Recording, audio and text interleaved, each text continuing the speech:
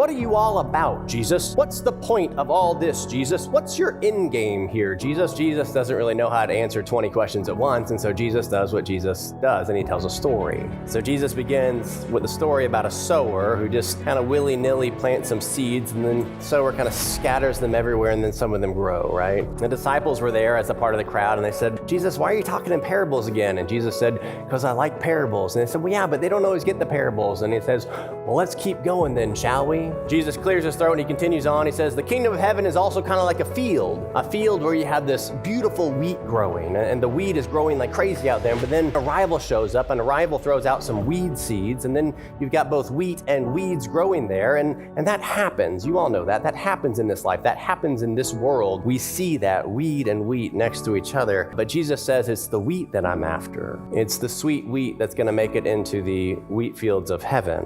And the disciples are confused again. They say, so are they sowers? Are they wheat? Are they weeds? I'm confused, Jesus. And Jesus says, okay, well, let's keep going. And this is where our text picks up for the day, right? Jesus says, all right, think of it like a mustard seed, a teeny tiny mustard seed. When it's planted, it's so small that a bird could literally eat it. But when it's grown, it's big enough for a bird to live in it. Kingdom growth, revealing the power of the kingdom, sometimes starts with something so seemingly small that becomes something so shockingly huge, right? Disciples are like, oh, Jesus, I think I get it, but I don't think they get it. We don't have many farmers here. We got a lot of fishers, and we got some hired hands, and we got some bakers. And Jesus is like, okay, then let's keep going. All right, maybe the kingdom of heaven is also like yeast, right? You mix it in just a little bit, and it changes the entire recipe. And it leavens the whole batch. It transforms all of it.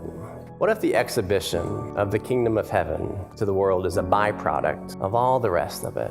What if this 6-7 action word, which first appears nominalized, is actually a term of completion, signifying that we're at the end of that? That would mean our job isn't to exhibit, but our job as a church is to plant seeds, even teeny tiny ones, and add yeast. And sometimes it doesn't take that much, right?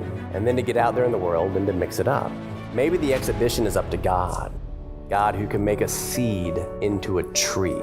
God who can take even just the tiniest bit of leaven and through it give you a glimpse into heaven in the here and now. Maybe God is the one who takes all this, all of our little efforts, all our tiny efforts, even our big efforts. Maybe they seem tiny in comparison though. Maybe God is the one who takes all this and puts on the exhibition of the kingdom of heaven in this world to inspire us to keep planting and to keep mixing and to keep yeasting. Maybe the final end isn't ours to bring about. Maybe it's ours to behold. It's ours to watch. It's ours to enjoy.